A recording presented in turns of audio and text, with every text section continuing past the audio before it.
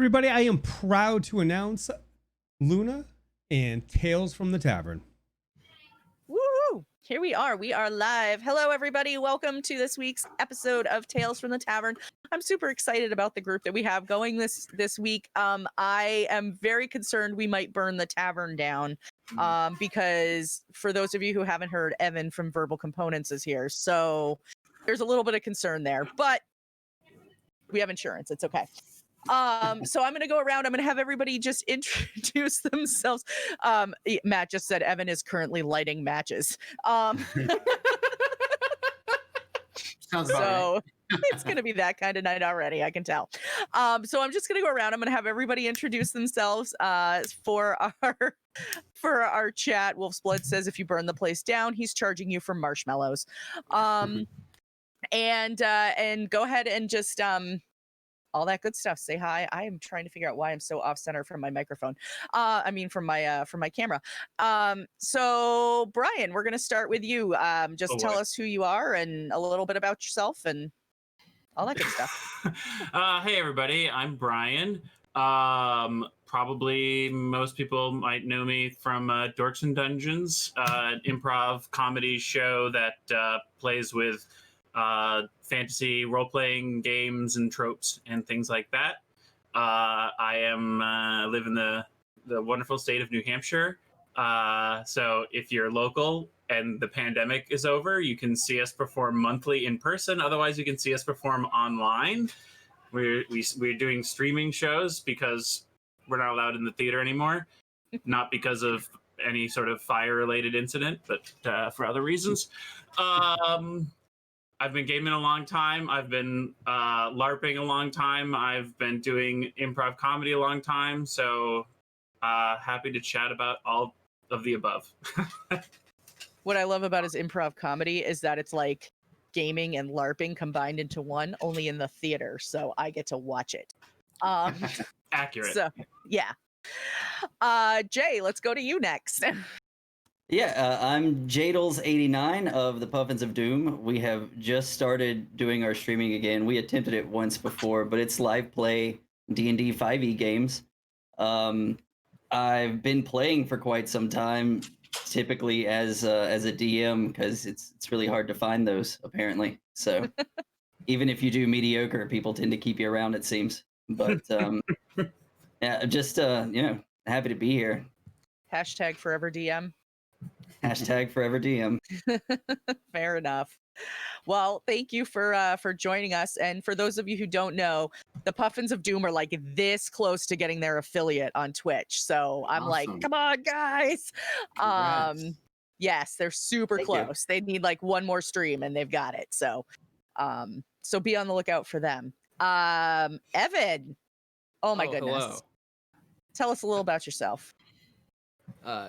Ite Daki Mas. My name is Evan, and I'm from the VerbalComponents podcast, where we review cheese and microwave TV dinners. Mm-hmm. I mean, not that that's far from the truth, but that's kind of it. You can find us on Twitter, and yeah, we have you can go on like Spotify too, I guess.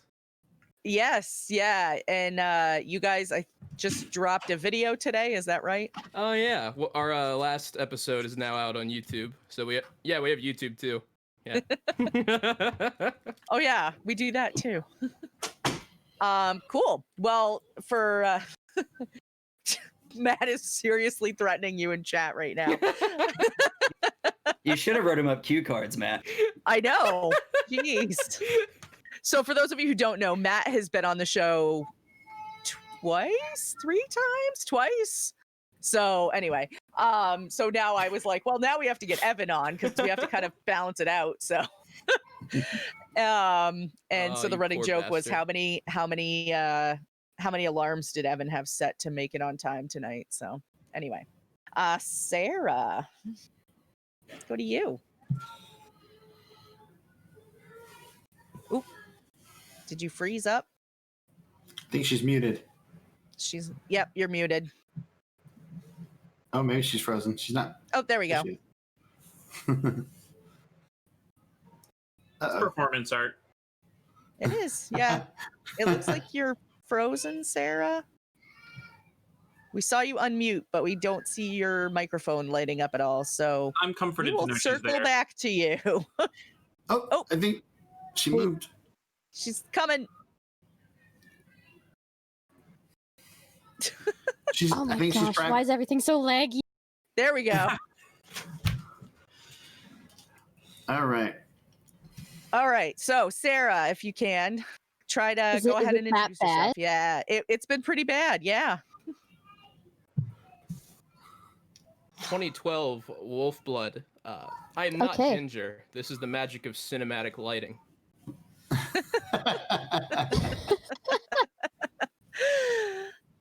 Anyway, I'm a little bit ginger. I'm for Dice Tyrants, and I'll probably make some sort of switch if it gets really bad. And I'm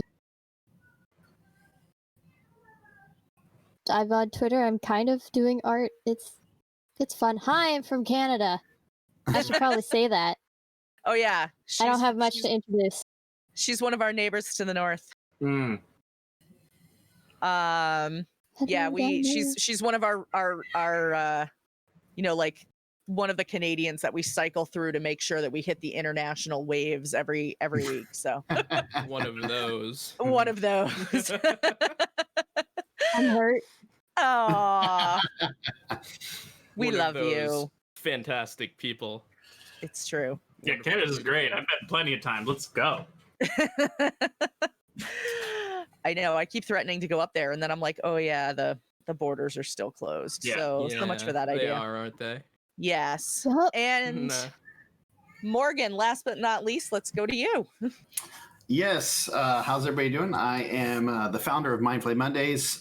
We are some professional dungeon masters who offer our services to local clients. And recently with COVID, we have gone to doing it online as well. So I also offer shirts on Amazon. And I recently just added my first content to the DMs Guild. So I've been excited about that stuff. So feel free to find me on Twitter at MindflayedMon. And I'm down in Florida, one of the worst places to be right now with COVID. Oh no. We're and it's like the worst part. We're in South Florida. We're down in near Miami area. So Oh my goodness. yeah, everybody wants to go out and infect everyone. Fun I shouldn't laugh. I'm sorry. I shouldn't laugh at that. It's insane. We had here in my neighborhood, right? There's a pool, and they're there cannot be any more than 18 people at the pool. And every day we go down there, and there's people throwing parties, and I'm like, what is wrong with you people? They actually closed the pool down because people weren't following the rules. So oh no. Yeah, people just don't pay attention. Is what it is. They like to ruin things for other people. It's Florida. Yeah, that's Florida. Yeah, that's what you expect from Florida. Yeah. I live on the boardwalk by the ocean in a tourist trap. So You feel, yeah, I'm sure you feel my pain. I grew up in the seacoast of New Hampshire. I understand.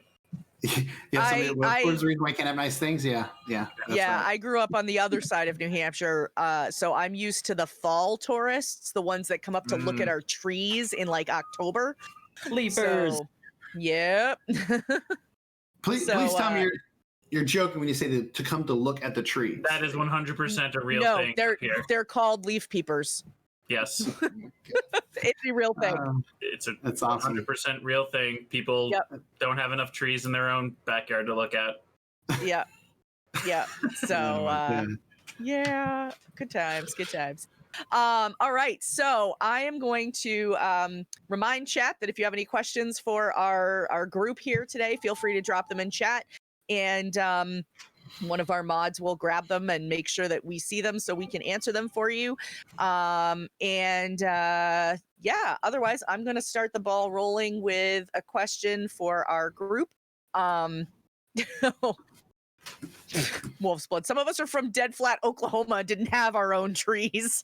All right. Okay, I forget. I guess I can see trees. Okay. I can see that makes sense. I can see. Okay. All right. Yeah. All right. We'll let it slide then. Yes. All right. So I am going to I'm going to ask one of my one of my favorite questions to ask everybody as we come on. When you get to play using actual dice, do your dice have to match? No. 100%. But not like it doesn't have to be the same matching set because you're going to need more than one D6, obviously. So like the D6s don't have to match. But if it's a set, each set has to match. But I have a set of D6s that match. So that's a step above me. East. yeah, I was at I'm PAX East, and then I bought a giant mug full of dice. And from the Chessex booth? I believe so. Yeah. And then none of them ever match. And then so I used that for one night, and then I threw them all in the garbage and bought a set that matched because yes, they do have to match. Yes. Yeah, go ahead.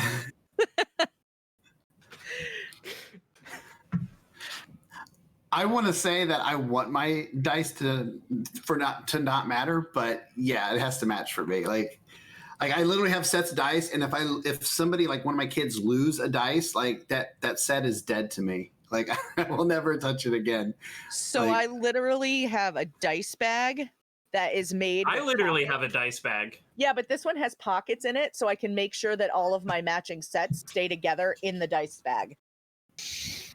Yeah, I might put together a collection for a particular game or character, and that set might stay with that particular game or character, but that set is not a matching set. The only ones that I have that are meant to be used together but are not a matching set deliberately because they can't be is the ones that I use for the Dragon Age RPG, because it's a D6 they can't system. match. Yeah, but you need to have one that's like your designated dragon die, so you have to make sure that one's different because otherwise you won't know. I played I ran a lot of feng shui recently, and you got to have mismatched dice for that. Yeah. So I've never even heard of that. All right, bookmark that for later. We can discuss that at great length. It's an RPG about Hong Kong action cinema, but as if there was a setting where all of those things existed concurrently. So the Shaw Brothers kung fu films from the 70s, and all of the John Woo police drama action stuff, and then the British Imperial era films like Wong Fei Hung and whatnot. All those things existing in the same setting. Wow. And it's a beautiful, wonderful game. But you can't have matching dice. You got to have two different colored dice. So I'm sorry for everyone who needs matching dice. That's it. I can't play it. I'm sorry. done. well, I have a bright blue translucent set and then a bright red translucent set. And I use both of those for different things. There you go. All right, you're good to go. If it was required for the game, I could make do. But like in a general game of like Dungeons and Dragons or something like that, yes, I have to have a matching set. Or it's just dead to me. I want to flip this back around though. So like if you're using a matching set of dice and one of them's letting you down and it's getting ready to go in the dice jail, is the whole set just off the table now? Yes. No. See, what I do is I have multiple sets out. I always play with like 3 or 4 sets out. And so when one gets demoted, the whole set goes in jail. Yep. Yeah. And then the other ones move up the line. And I have multiple of them set up to where I can charge the D20 so that way they don't fail me. I don't have room to set out that much dice because I have too many snacks and notes and everything else. So I still can't adopt this system. I'm still gonna go with the mismatched set. Oh. I love it. Yeah, no, I wish I could be that way. I'm the same way though. Mine have to like move up the I keep them all like put away. Like I don't keep mine out, but yes, if one behaves badly, like if my D20 is acting up, the whole set gets put away. So you got to leave them out so they can absorb the moonlight during the full moon, right? See, that's what you're doing wrong. That's what it is. I have to like line them all up now on my window. So right, to match the phase of it. It's just that would make sense. Amateur hour. Yeah. I treat my dice like the military treat their troops. When one troop acts up, they all get in trouble. There you go. And I know that firsthand. I lived that life. So yes. So There you go. so you know. All right, well, I'm going to dive in. Jim the Dim has posted our first question in chat, and he would like to know, what is the most fun one-shot you've been a part of and why? Repeat that. What was the most fun one-shot that you've been a part of and why? Awesome question. Ooh. Jim always comes with the hard-hitting question. I mean, I got one, but if somebody else wants to go first, feel free. The most recent one that comes to memory, if I think about it, I might change my mind. But the most recent one I did was inspired by the Rescue Rangers, except we called it the Rescue Rodents because we were, it was all, any kind of small mammal was acceptable. Although one player was a capybara, so I guess we kind of went outside the small rodents, and we ran it on with some Fate accelerated rules, and it turned out to be brilliant. Everybody was 100% on board with the theme, and we were all like, wow, that was way more successful than anybody thought this silly one shot was going to be. We were all like patting each other on the back for good job, everybody. I actually just played not too long ago a Fate accelerated one shot, which that alone was a ton of fun. But I was a mouse folk and somebody else was a capybara. I guess it's just popular right now. I guess so, Capybaras but marketing is really good for them. We jokingly behind the scenes referred to him as the combat wombat. Love it. Yep, that was a lot of fun.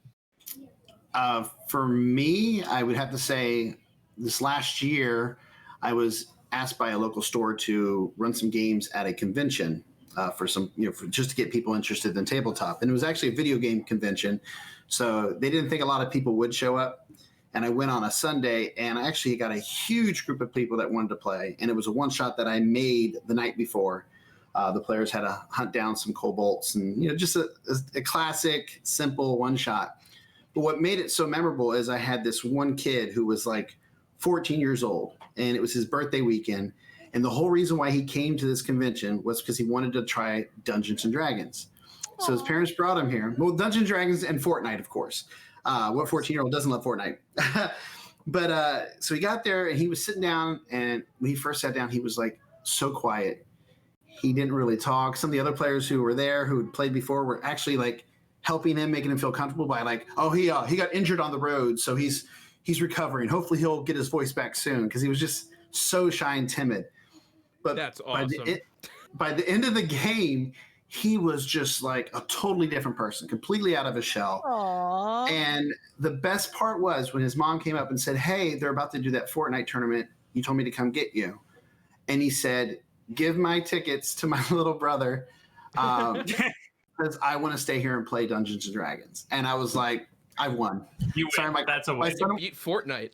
Yes, right? I did. You Fortnite. Sorry, this is my son. One of my sons. He wanted to say hi.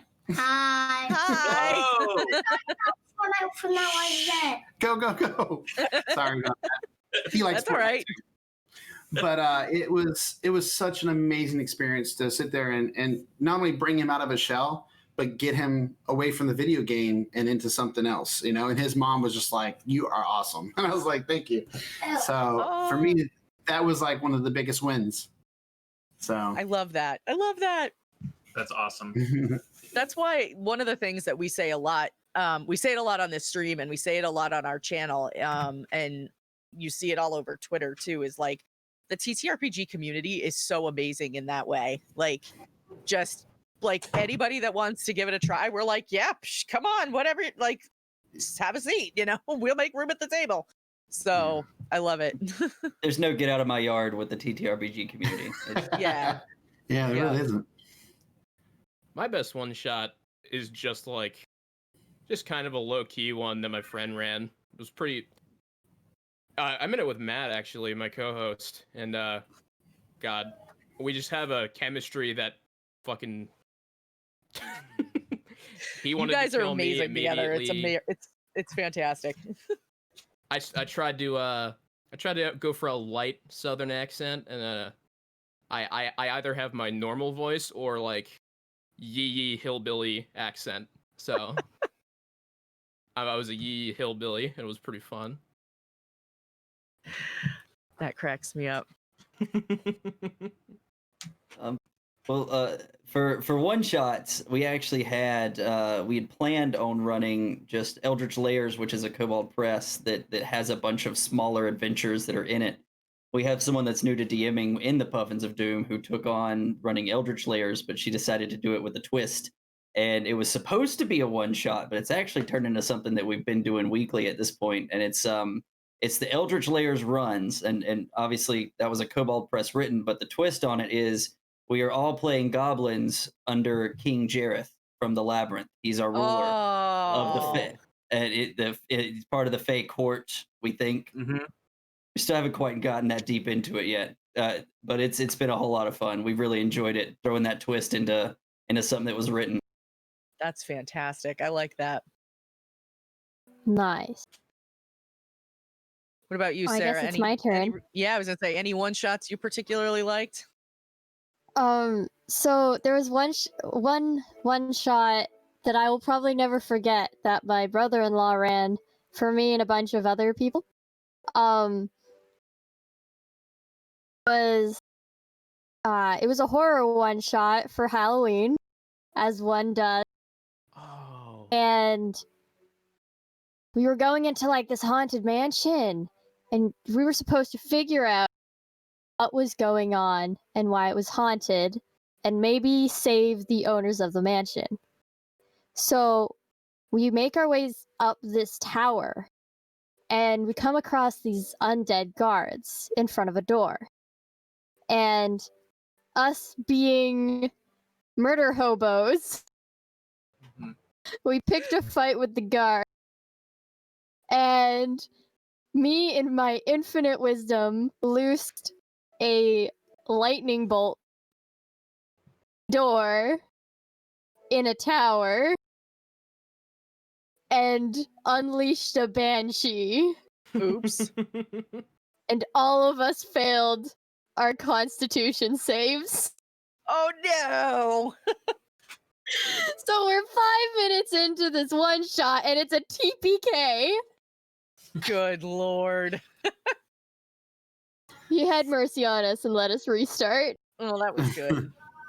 That's wild. You know, that reminds me, probably a more fun one than that actually was one that I ran, which was all my friends entered like a lich's portal, and they ended up on like normal Earth on Halloween night, and like they were all like elf and wizardy and barbarian dudes like fighting werewolves on like real werewolves on like a suburban street while people were trick-or-treating. That was a fun one. That sounds awesome. I haven't gotten to play in one yet, but I really want to. There's a guy that I've had on Tales from the Tavern in the past who writes one-pagers, and he's written one called Wagons and Wizards, and it's like, it just sounds hilarious because everything is based off of like a D6 roll, you know, like creating your character and all of that stuff. And so like whether or not your character has a southern drawl is based on a D6 roll and stuff like that. And I want to play it so bad, and I just haven't had the chance to like I have a group all ready to play it. Like we just haven't had a chance to get us all together. So I'm dying to get that done, but we'll see. I'll have to see that when it comes out. I know, right? I don't Those think one we're gonna pages are a lot of fun. I know. He writes a ton of them. His name is Ian McGill. And yeah, his stuff just looks hilarious. He's got like Wizards and Wagons, and he's got The toddler one. the toddler one. Yeah. He's got Where like it's a the toddler arena one. toddlers and they're fighting one-on-one Yeah. gladiatorial style. Yeah. He's got one that's like it's like, I don't know, yo-yo ninjas or something like that. I mean, just Yeah, that really makes wild sense. That stuff. makes sense. Yeah. Yeah, totally. So All I know, with all the kids I have, I need that toddler one. So somebody send me a link. there for that you one. go. Yeah, most of his stuff is free on his Patreon actually. So yeah. I So was lucky enough to get the link from Luna actually, because we were discussing one pagers at one point. yeah, we were. And I will say there's unique weapons involved with that as well. Like there's there's a pacifier that's got spikes on it, and it's called a knuckle duster or something like that. Yes, I need that. I need that in my life. I'll get my kids to each sit down and play one of the characters because my kids all play. There you go. It'll be fun. Nice. All right, let's see. Our friend Benjamin from Lawful Great Adventures would like to know, would you DM your boss, and what kind of player do you think your boss would be? No. I mean, yeah, if you wanted to, sure. I mean, I'm starting a new job, but the guys that hired me do like Dungeons and Dragons, so I would definitely run a game for them. And it was something we talked about. They're a huge fan of Critical Role, like myself. So we had great conversations during my interview during COVID. So I would run it, and I think he'd be a pretty solid player. So he seemed to know what he was talking about. I have no idea what my boss would want to play, but if my boss was like, I want to try this, I'd be like, cool. Why not? Why not? Well, I guess this goes back to the we're not a get off my lawn kind of community. So I would feel really bad outright saying no. Yeah. Preferably not. But, if it was something where I was asked, yeah, I probably would. I think he'd probably be way too serious, which is how he acts at work as well. So, yeah, I like to have some work-life division. So, like, that, I'm like, I don't necessarily want to hang out with my boss, but if he asked me to run a one-shot to teach him or something, like, yes, of course I would. I'm not going to shut that down, but... Am I get you a raise? My Monday night group. You're not joining my Monday night group, but I'll do a one-shot with it. Yeah, like, yes, I would 100% do a one-shot if my boss or a coworker asked me to. Yeah. That's all great. That's really nice. No. I'm just humble bragging that I have a job right now. Is that really what I'm doing? Is that right? I know. I think we're gauging who's probably a little. I was gonna say who's currently employed and who's not. All right, I'll stop talking about my boss. All right, I'm sorry. My boss actually would be a really interesting player, I think, because she's the director of the HR department at work. So, I think it would be really, really interesting to see her play. And I think she'd be open to trying something like that. Like, when the quarantine stuff all started, a lot of the workforce for the agency I work for went remote. And so we started running Jackbox games on Fridays over lunch periods so that people could, have some interaction with each other. And she was brutal, let me tell you. So I can only imagine what she'd be like playing D&D.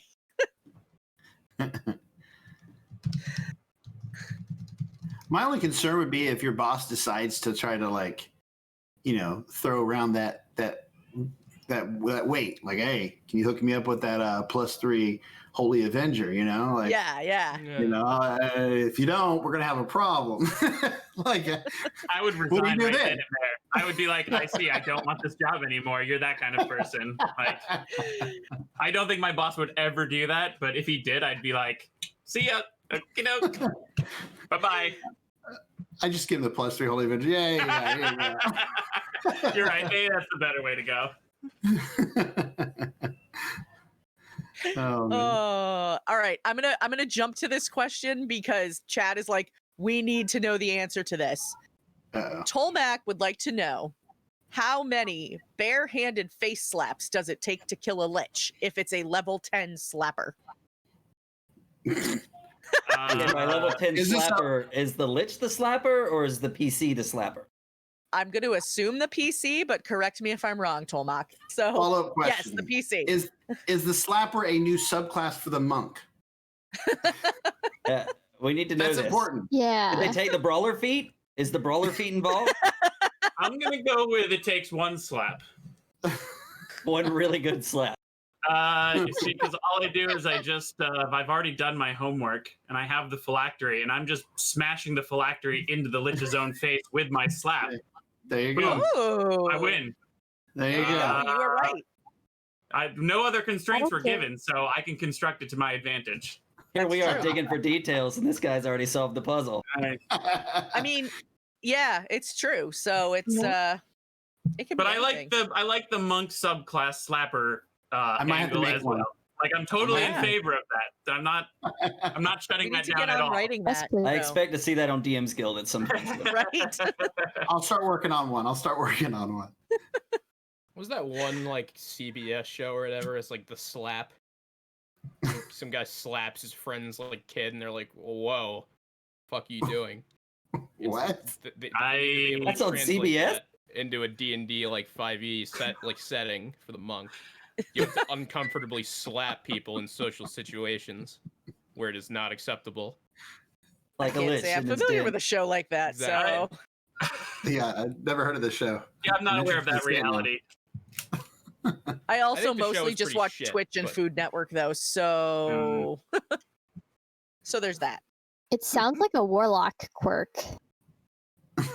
Yeah. Okay. Yeah, you know what? That's a fantastic point. Like a wild magic option. Ooh. Slap. Yeah. Yeah. All right. I can see this. I like Yeah. where this is going. I can get behind that. All right, so now we're Dude, talking about Roll slap like magic. a 1% on the D100 for the wild magic. You get a fucking Big B's hand slap, and it's just an instant kill. God. Big B slap. Okay. Yeah. Big B slap. Yeah, it's just a 9th level wizard spell. I always knew that Big B was an asshole. That's fucking funny. Oh my That's god. funny. Big beast slap. I want that. Yeah. There you go. All There's right.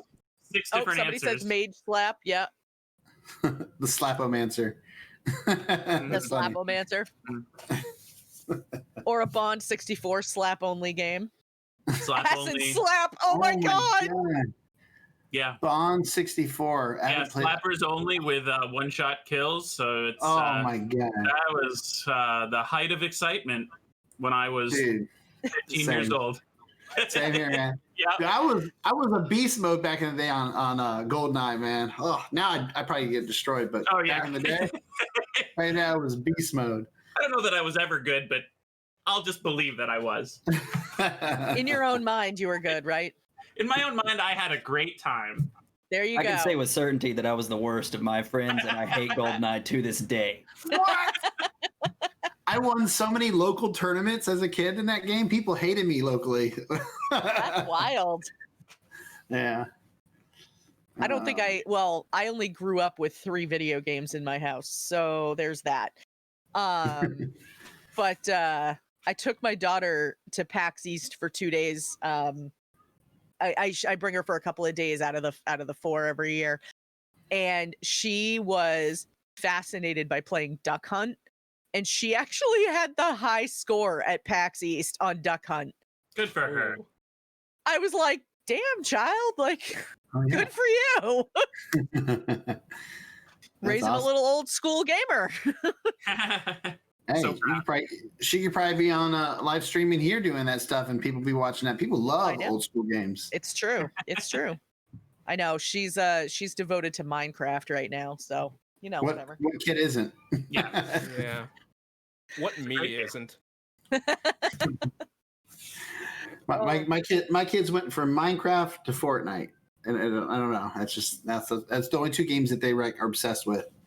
They're either playing Minecraft or Fortnite, but we limit it. You get only so many hours on Wednesdays and the weekends, and that's it. Because otherwise, go. they're just gaming machines. Yeah. Yeah. Yeah. Does anyone else remember Fortnite being the waves before the Battle Royale? The Battle Royale bug bit? I've 'Cause never it used to played be- Fortnite, so Yeah, I I've never played Fortnite, so Back in the beta, it used was to be actually a Save the wave game. World. Huh. Oh, it was a wave game. Interesting. Yeah. Yeah. Did not know You- that. No. Yeah, you would drop on these levels. Well, you didn't even drop. There wasn't a drop. Oh, then. you're talking about But the main game, because there was the single player mode, and then I do remember that. Yeah, back in the day when you had to build up your area and defend against waves of the things. Is it zombies? Was it zombies? I think it was Yes. zombies. So it's more like a tower defense thing. Sort of. Sort of. And Okay. then Thanos came. All right, I'm ready to play. Great. With traps, kind of like a Dungeon Vendors Orcs Must Die trap nuance to it as well. So yeah. Boot it up. Boot it up. There I you play Gather go. GoldenEye, and I know how to defend a tower, so We're good. Yeah, they were Thanos going for came something. and turned it into a battle royale. Well, they were going for that, but the battle royale is what people got because it was free and everybody loved it, and it just blew up. It just blew up. Oh, so you're saying that I'm going to be terrible at it, but I don't actually know how to play. I don't play very often, but I'll occasionally play with my kids. But I play from my phone, and it lets you just auto aim. So play on your phone. Don't worry about building. Don't even build the game. I win so much, and I don't even build. My kids are like, "Why do you win?" I'm like, "I don't really try. I use tactics, and I crouch a lot, and I sneak up on people. That's all I do. It's and then I amazing kill how it." much being an adult just means you win way more in games. I don't know if that's true. That's what it is. Gosh. I feel like the older I get, the less I win. Yeah, that's where I'm at. Yep. That's where I'm at. It's definitely I'm not like quite a there yet. curve. But getting there. I'm not quite there, but getting there. Again, though, I was the guy that sucked at GoldenEye. So if you sucked at GoldenEye, this is what you had to look forward to. You're still losing at games in your 30s. There you go. Yeah. I know. I'm not great at video games, but I enjoy them, and that's the important thing. So there you go. It's like playing Mario Party with your little Yay. brother. It's like, how do you keep winning all the time? It's like, oh, I can read. Like, I can Okay, I can understand that metaphor. Thank you. I'm back in. Okay, I got it. It's so funny you say that. It's so funny you says that because me and my wife, we got Mario Kart for the Switch, and we always win. And the kids ask us, it's because we can't read. That's why I win. Oh God. Which is not the same as playing Mortal Kombat with the kid because button mashing is a viable strategy. Yeah. I don't care what anybody says, it's viable. It I works support you. 50% of the time. I support you. Yeah. The eternal frustration of knowing what you're doing versus random buttons and both of them being viable. I know, right? You know And what 9 sucks? times out of 10, the button mashing wins. Yeah. You know what sucks? As good as I am at certain games, when it comes to those kind of games, it doesn't matter if I learn the combos or button mash. I suck every time. I just lose. I can button mash all day and never win, and I can learn all the combos and never win. So I don't even play those. Wolf's Blood says 70% of the time, button mashing works 100% of the time. Yeah. It's an accessibility option for those who Yeah. can't memorize. Yeah. Unless you're me. Absolutely. Yeah. All right. So moving on, David Tilstra would like to know, what is your most memorable crit fail or crit success moment? David. The first one that comes to mind is from probably within my first years of gaming back in high school, and I of course had to play a weird character, as everyone does at various times in their career, and I was playing a squirrel person, Kirkpa. You can look it up way back in AD&D, and I of course was like basically just riding the other character's shoulder. Like I was useless. As many of us are in our games, and it was this terrible monster showed up. I don't remember what it was, something that was just too powerful for us to fight. But we were like, no, we're gonna fight this. And so I declared to my, I guess he was my mount or something. I don't know. It was another player, and I was like, just throw me at this guy, and I will stab him as we're doing this. And so of course, the GM's like, no backing out. You have to do that now. And we were like, yeah, we're committed to this terrible idea. We're 100% on board. So we both rolled and critted on that. And so my tiny squirrel character like lanced through the torso of a demon thing, whatever we were fighting, and we won the day. And I think we retired the game after that, but that was pretty memorable. That was a pretty great early experience of getting a crit success on the most absurd possible thing. It's burned into my memory. I don't remember much else about that game, but I remember that. Matt, just last week, dropped a Hydra between us and the island we were trying to sail to. And holy shit, that was a difficult fight. And everyone was dying. We were all bloodied. And then in the last round, like 3 people got a crit. And then my wizard with 1 level in cleric, just for flavor, for fun, we had just on the ship. I've been training in the sword with our other real cleric. And we have like wooden play swords, and like Matt, like as the captain, like yells at us for fucking leaving that shit around all the time. So I just thought, like, what if I just picked up our shitty wooden sword and hit it with it to inflict wounds? And I did that, and I crit and got like 70 damage on it and killed it. Oh my It was God. fun. That was one of the better nat 20s of the life that I currently live. So. Well, for me, it was like bittersweet. So my uncle, it was when I was like a teenager, and two of my younger brothers were playing with us. I was my cousin. He was playing the wizard, and he always played chaotic, and usually towards the chaotic evil side of neutral. And I was playing a fighter. My brother was playing a fighter that was a city guard, and my other brother was playing a rogue. And we got trapped in this dungeon. And right off the bat, I go into this room. The door closes behind me, locks me in there. A two-headed Etten gets summoned into the room, and I'm fighting this thing. And it's messing me up pretty good. I roll a crit, drop the two-headed Etten. My cousin, who's watching from the window, drops a fireball in the room right as I do that, just to act like he was trying to help. And I was like, mother, killed me instantly because I was already almost dead. And then my brothers went nuts. The city guards killed the wizard, and the rogue's like kills the city guard. And it was like pretty much a TPK. And I was like, all from but I was happy. I killed the two-headed Etten before I died. I was like, at least I did that. It was the only thing that died besides us, and it was with the crit. Well, there you go. That's what happens when you play with kids, though. True.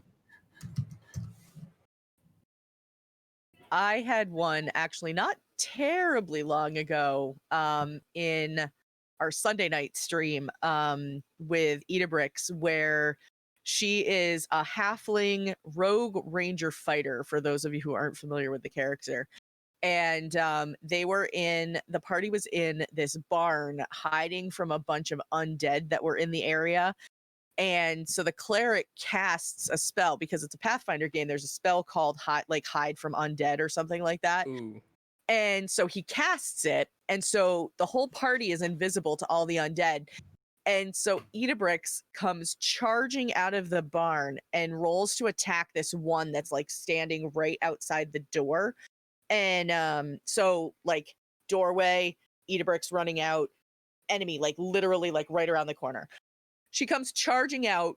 I roll a 20, and she just whacks the head off this thing. Like, I mean, it was like hitting a baseball off a tee, and just like belts his head. And then, of course, the whole party is like, well, guess we're not invisible anymore. Whoops. But yeah, it was well worth it. Because, like literally she should not even have been able to reach this thing's head, but she did. Because it's rad. I'm proud of her. I was proud of her too. You can't give up an opportunity like that, even if it's invisibility. You just got to take those. Yeah.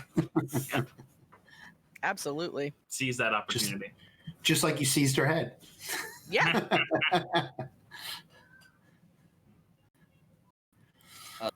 I honestly, I have trouble remembering crit rolls. To be honest, I would be lying if I told a story right now. Honestly, it's difficult for me to remember those rolls. There's always so much that goes on in these games, and there's always so many plot lines and everything else that I can't even. That's why I only can remember the one. and honestly, like all the best ones that I ever see are always skill checks. And the great debate whether skill checks count as critical failures or successes based off of DCs. So most of the time, it could be a natural 20 and really not mean anything. Mm-hmm. Mm-hmm. So, yep. So I'm boring on this question. I'm sorry. Unforgivable. You have failed this city. It won't be the last time. Man. All right, let's see. We just got Oh, Quaman, what is 17 on the crit fail checks? It's a dick punch. A self dick punch, I should add. On the critical fumble table that we use on our Sunday night campaign, if somebody rolls a 1 and then they roll a 17 on the table, they punch themselves in the crotch. So there you go. Reasonable times. Yeah, it happens. Yeah, and actually we had a really, really funny scene in our first season where we fought an enemy who like we thought for sure the party was like in really serious trouble, and this was like the moment we discovered what a 17 was on the crit fumble table. He failed. He went to attack, so he got attacked, got hit really hard by the barbarian in the group, and then he goes to attack and punches himself in the crotch and takes a bunch of damage from that, and then also manages to move, I think it's move at half speed for 1d4 rounds. And ended up only being able to move at half speed for 4 rounds. So that was a thing. Yeah, it was really funny though. Like, the clip is buried somewhere, and I'll have to dig it out at the break and post it in chat, because we were dying. It was so funny. 1d4 is appropriate. I know the pain of the nut tap. You say that like you know from experience. I do. It might be 1d6, but I think 1d4 is more fair. There you go. I'd say there's a good chance that all of us gentlemen here know that pain. Yeah. Just think how we're not a level 1 wizard. Yeah. 1d4 might kill us. It's true. My gosh. I've been LARPing long enough, and all these pratfalls and things that can go wrong while participating in hand-to-hand combat, and I can tell you that a lot of it is accurate. You can in fact hit yourself in the junk. Someone else can hit you there, and that'll take it down, and all of the above. Yes, confirmed. So I have to ask, since you've done LARPing, have you seen the Knights of Badassdom? Yes, I have. Have you ever accidentally summoned a demon by any chance? One time I was doing a LARP, and it was somebody wanted to run his own LARP. So it was basically like he was running it in his backyard.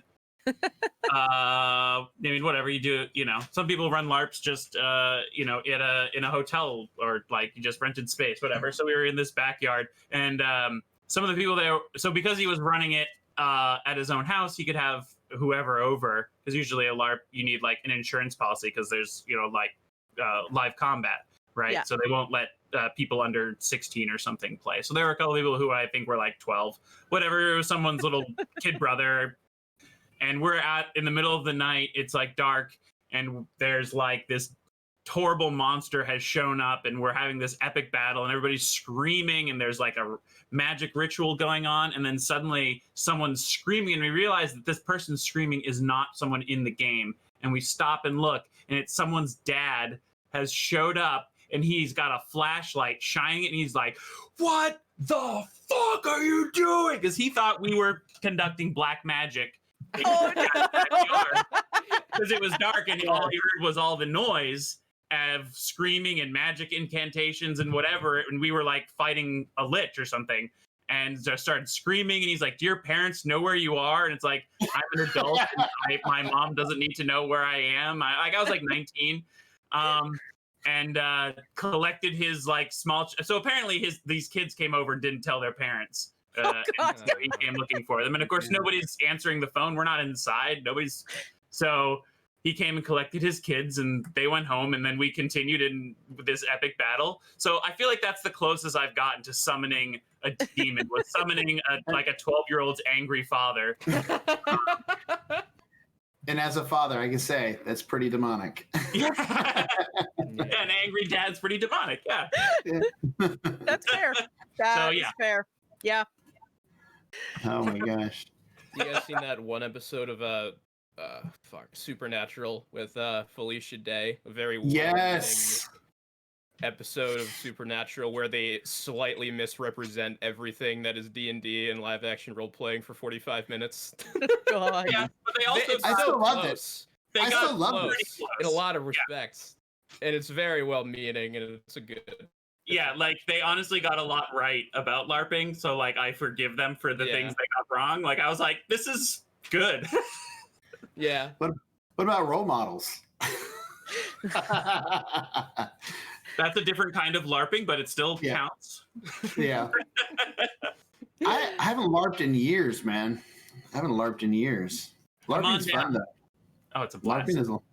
It is. If you I never anybody have, listening, but I would really like to try it sometime. So, All right. Brian, we'll have to talk. I'll look it up. I'll look it All up. right, cool. Yeah.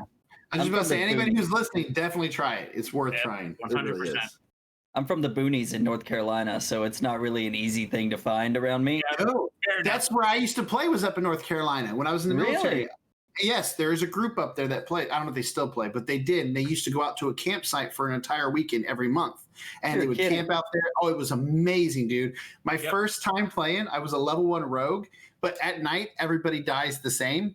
And I snuck into somebody's cabin and murdered their character in their sleep as a level 1 character. And I was random because I was playing, my character was actually psychotic and I was playing him that way. So I murdered this character. They wake him up, and everybody in the camp found out that this guy, and he ended up being one of the most powerful people in the camp. And everybody was like, nobody knew who did it, but everybody. And then at the end of the weekend, when people found out, like kind of out of character, it was me. Like I became legendary. Like my first weekend there, I murdered this like powerful character in game. You did It it was prison. You did it prison style. You found the biggest guy in the cafeteria, and you took him out. And People that's how you started made trying to your hire name. me. I started people There you hiring me go. to be an assassin. Became an assassin in the game. It was awesome. So is it fair to say at this point that it's good advice to give people that are going to prison that they should do exactly that? Find the biggest person and start a fight with them? Yeah. Okay. I can't speak about prison rules. All right.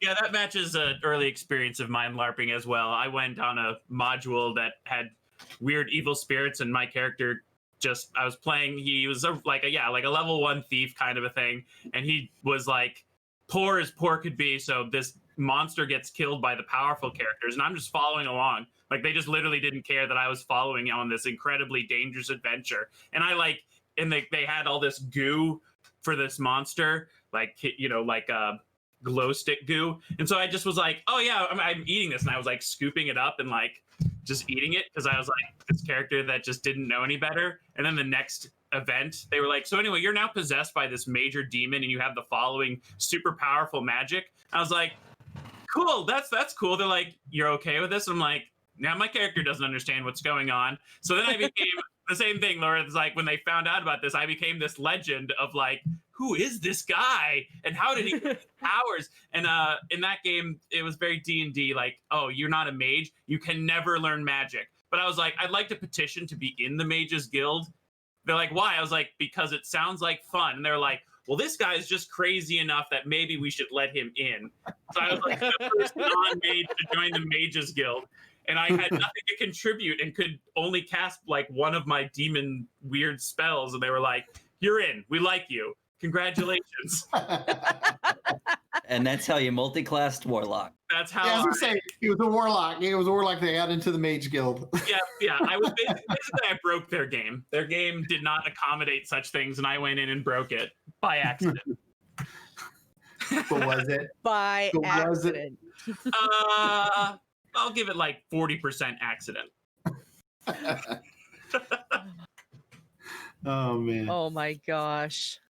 I'm looking at chat right now. I have this stupid awesome idea of being a cardboard tooth samurai and paying people to fight me.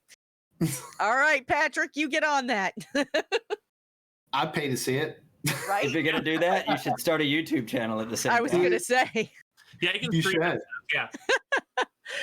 I That love would it. be There's funny. some really funny conversations happening in chat tonight, and like I can only half pay attention to it, but every so often I catch something and I'm like, what is going Yeah, I on just keep right it now? minimized because otherwise I'm just getting sucked in. Yeah. Oh god. No, don't be sorry. It's awesome. I love it. How dare you be an engaging community? Yeah, Right? Right? yeah, Jeez. I know. You're not a blessing at all. Horrible thing. Yeah. Oh. Yeah. Well, the thing that's great about Patrick is that he's a really good artist. And so they were having a conversation. We were talking about the dick punch thing.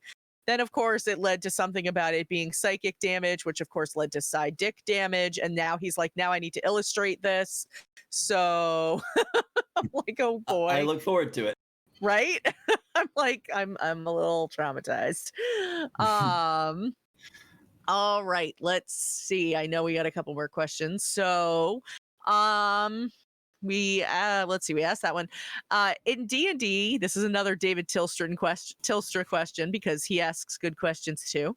In D&D, how do you handle perception checks? Is it a pass-fail thing, or even if your players don't pass the DC, do you still give them some information? So I'll let someone else go because I have strong opinions about this, and I don't want to dominate. That's fair. I personally generally don't like D&D. A lot of people think it has to be pass or fail, and I typically kind of like the way Dungeon World handles a lot of that stuff. You know, you can fail and still get information. So it depends mostly like on exactly what you're trying to perceive. But I do generally give you information, like if not necessarily perception, but like look at like a library, right? Like say you want to know if you can do a history check on something, right? Now I know as the DM that there's no way you've ever heard of this cult, right? I can still let you roll. And even if you succeed, I might just simply tell you, with all the knowledge you've gained, you've never heard of this cult. You know what I'm saying? Like, so even though whether you succeed or fail, there's still things that you can control as the DM, and you should for story purposes. Never just make somebody pass or fail. All the time anyways. And it's a lot about how you word it too. Like you have to be very deliberate with what you want to give away as opposed to what you feel like shouldn't be. But I think it's important to note too that I think even Jeremy Crawford at one point came out and said that passive perception is an optional rule that DMs can choose to or not to use or not to use. And it's one of those things. I agree very much. Based off the roll, I don't ever have a hard DC for something being spotted unless it's something mechanical that's being spotted. If it comes to, you know, something situational, it's more of a how well you roll is how much you're gonna see. Yeah. I mean, it's not like fucking the secret evil cult's like accountant dropped like his itinerary on the ground in the pub, and that's how you fucking found like. It's you don't have to like do that every time. You just be like, you don't know, like you're like obviously you know about a lot of stuff, and you know about a lot of other secret cults and secret cults that have been, but this one is also a new secret cult that you do not know about. Yeah.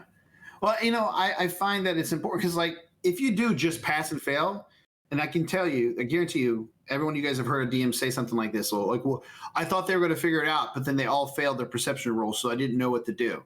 Like right there is the problem. If you rely on either passing or failing, you're going to hit a roadblock in your story because you already blocked yourself from what you can put out there as information for them. Like if let's say my party was going down the street and they failed the perception roll, I still might let them see that there's a group of thugs that attacked somebody and took off, and you start to follow with them, but as you go around the corner, you lose track of them. You now know that there's a group of thugs there. See, it wasn't just a straight fail, but now you've lost them, but now you know you got to look for these people. So that way the story continues to progress. And that's important. Mm-hmm. Yeah, I subscribe to the gumshoe system of giving players information.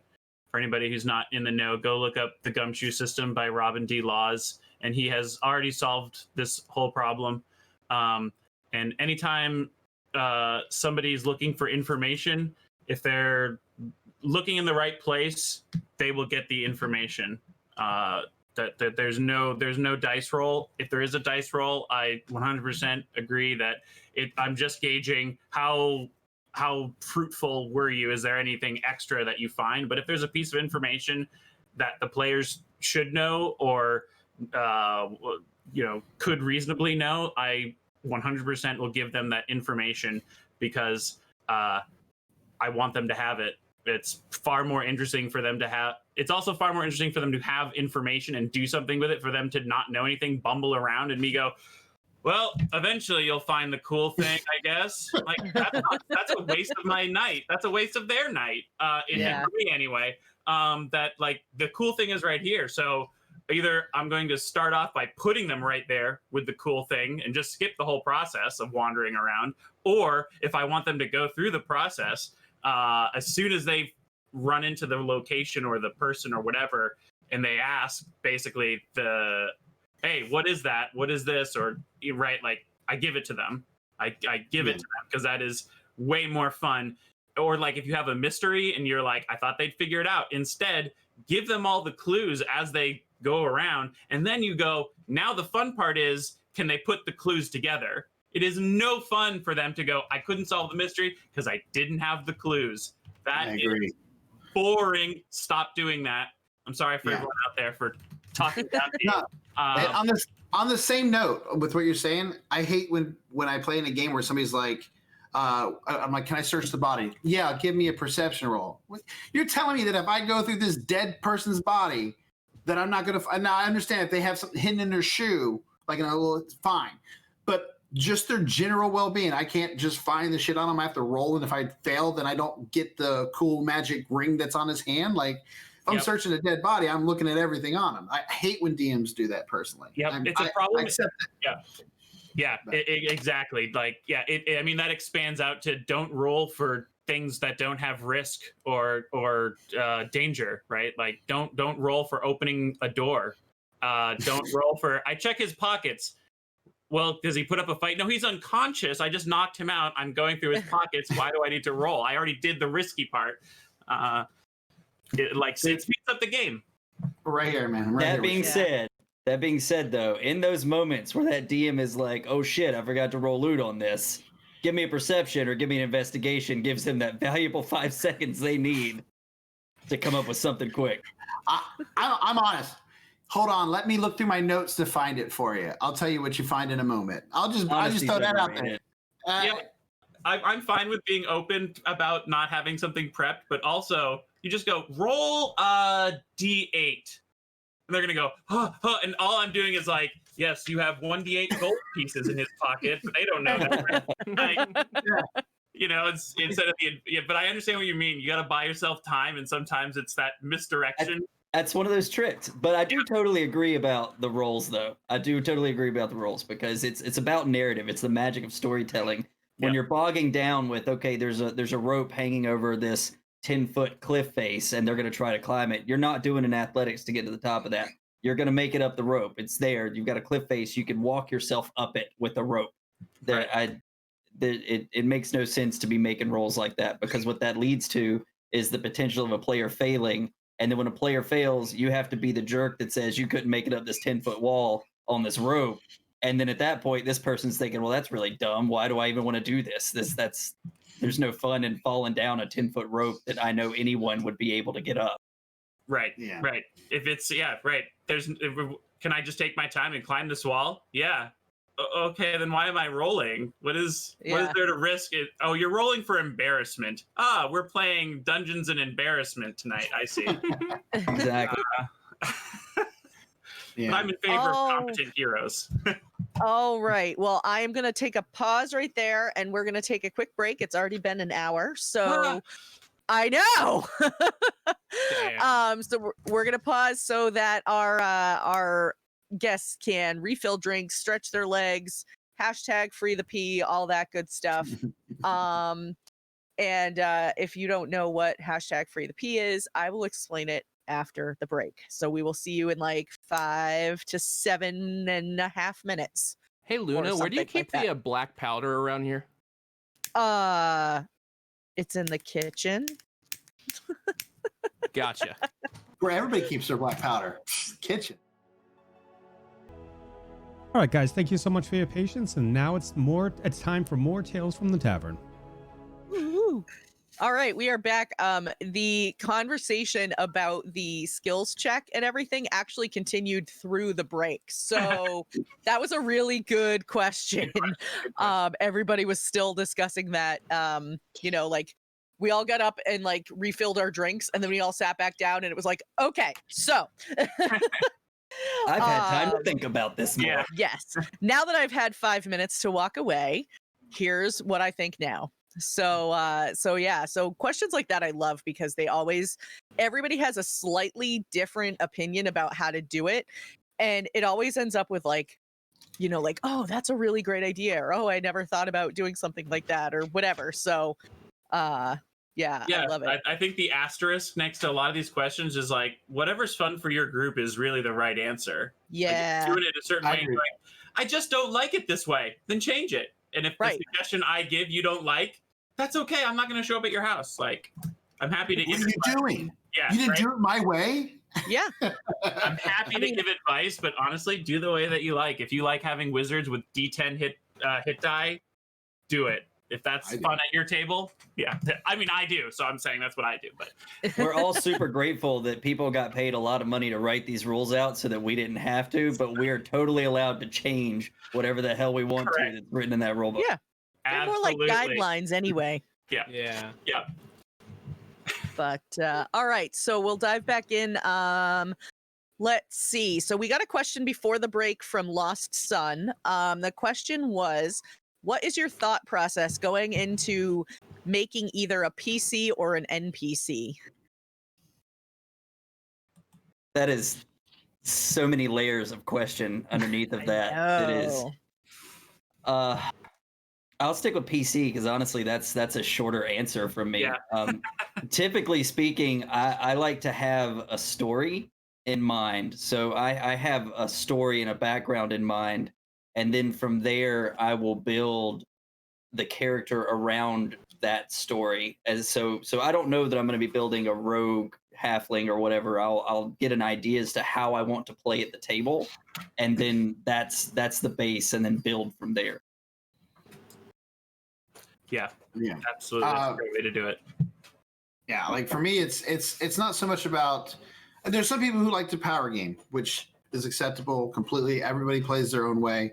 I'm kind of like you. I like to think about the story, how I want my player or my character to be, and then I build around that concept. It for me, because what you're doing is you're building a character to fit what you want it to be, rather than trying to fit into a character that is built around the class and everything like that.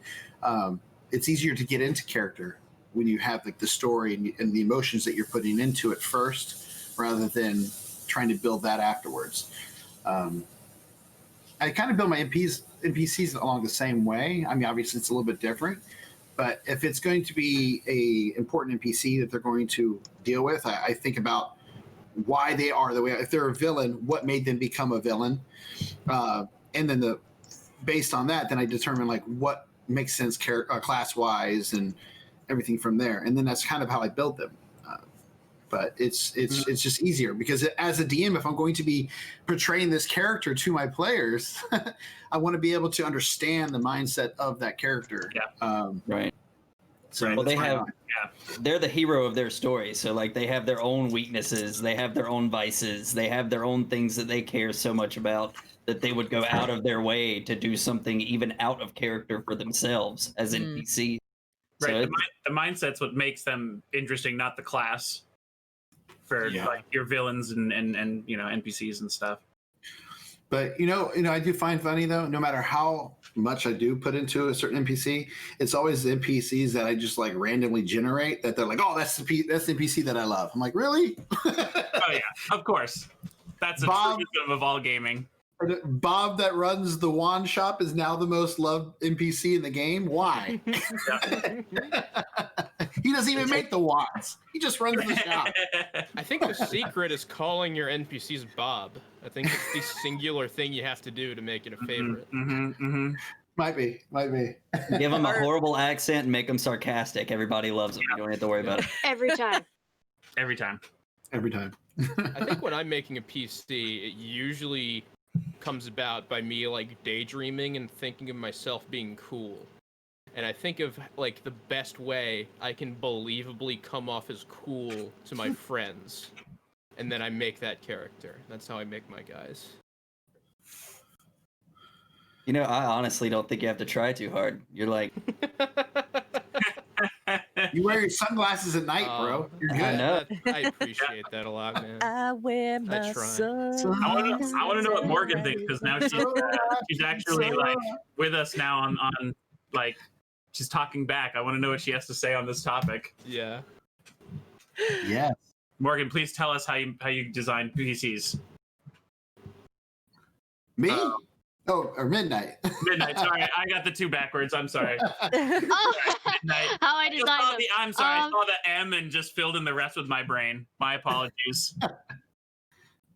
Sorry, Sarah. That's right. It depends. If my character died and I have to panic make a new character, sometimes it ends up just being, okay, what the heck do I want to play? And so now I'm playing my first legitimate wizard. But sometimes, if I'm really passionate about the campaign, I will sit down and go, okay, I'm gonna make this kind of character, and then build the class and race off of that. Yeah. There you go. Can I always do it. It's a mood thing. Yeah. Sorry, go ahead. Yeah. I was just gonna say I always do it. Not always, but like the biggest thing that I always start with is like, what's the cool thing I want this character to be able to do, and then build from that. So, like when I started with, like I'll use Eda Bricks as an example. When I started with her, making her like, I was like, oh, she's a rogue. Like I want her to be like, you know, the cloak and dagger, you know, like sneaking into places at night and stuff like that. Yeah, that is totally not who she is because of the way that the story has progressed. Instead, now she is much more like this agility fighter instead. So, you know, she being a 3'2" halfling, and being very good friends with the 7-foot tall barbarian, will oftentimes like use him for parkour during fights now. So she like will run and jump off his shield and then like come down on top of something. So, and Bashtuck says that, and you forget about sneak attack. Yes, I will. Yes, I do. Are we allowed to ask questions as well, by the way? Absolutely.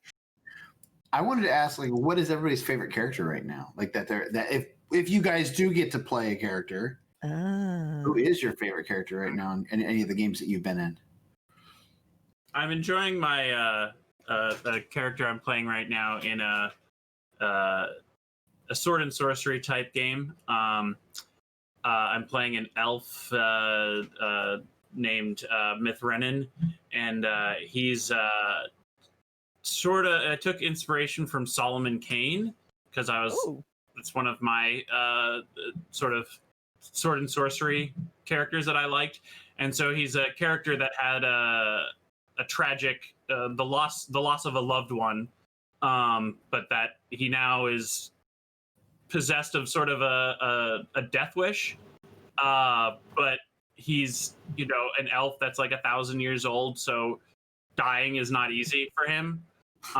So he follows around all of the other humans who are much more classically sword and sorcery, like, you know, just compelled by greed type characters. And he goes, if I follow these people long enough, it will get me killed, is kind of his look on life. And I enjoy playing an elf in a, you know, the Tolkien sense that he's emotionally very stoic, even though he's actually like obsessed with his own death and has a broken heart, but like is entirely reserved. So it's not that he's too cool to have emotions. He's like, I don't know how to express emotions to these humans. And it makes for a fun dynamic because he's the most emotionally damaged character, but is also the most reserved character.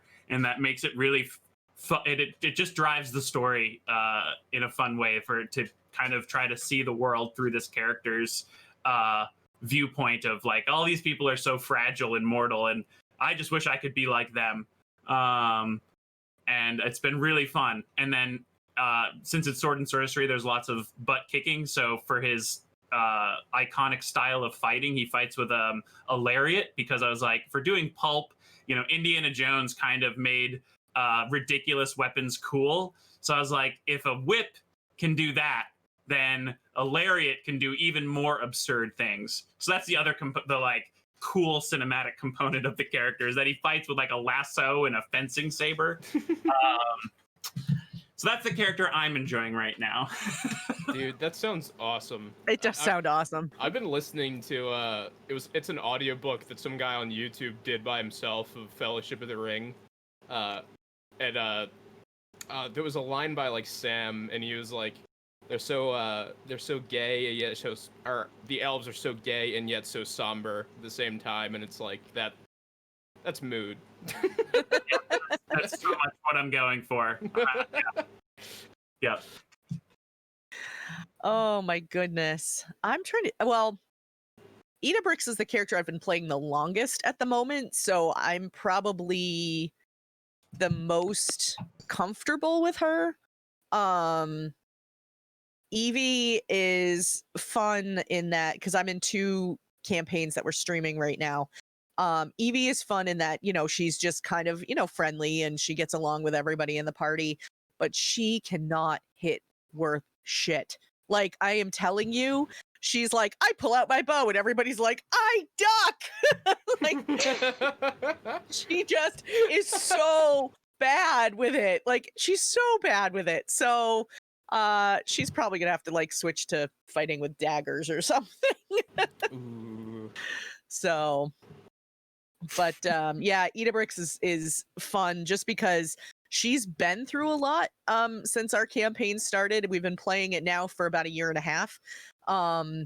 close to 1.5 years. So she's had a lot happen under her belt. Like, she the I'm gonna say it because it's not really a spoiler anymore, because it just came out on Sunday. She essentially ran away from home about 10 years prior because of something that happened, but I'm not gonna say what, because nobody knows yet. And over the course of time, like, just, has sort of like been on her own since then. And, when they got to town, she met all these people and suddenly had friends, which she hasn't had any kind of long-standing friends for a while. She fell in love, and the guy that she was in love with got blown up in a ship attack, so she thought. So that's how she ended up with her level of fighter, because she was pissed and she was like ready to like rage take on the world.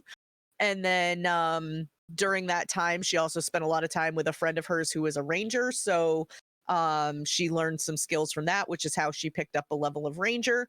And so just a lot of that has made it really fun, because she has so much history behind her now that there's a lot to draw on there for her. So that's why she's my favorite. I mean, same for me with the like NPC of the main game being my favorite. Or not NPC. Did I say NPC? Whatever. My character from our main game that Matt runs. It's funny because I named him like 3 years ago at the end of high school, and I was like, well, we might play a few rounds of these. So I named him Julian Bashir because I was watching Deep Space Nine, and I like that character a lot. And and in the end, he's kind of like mixed between that character, Julian Bashir, Simone from Gurren Lagann, Harry Potter from the Eliezer Yudkowsky fan fiction of Harry Potter. Yeah, and me. So it's just, that one character that's basically just you and everything you love. It's the best. There's nothing better than playing that kind of a character, I think. So.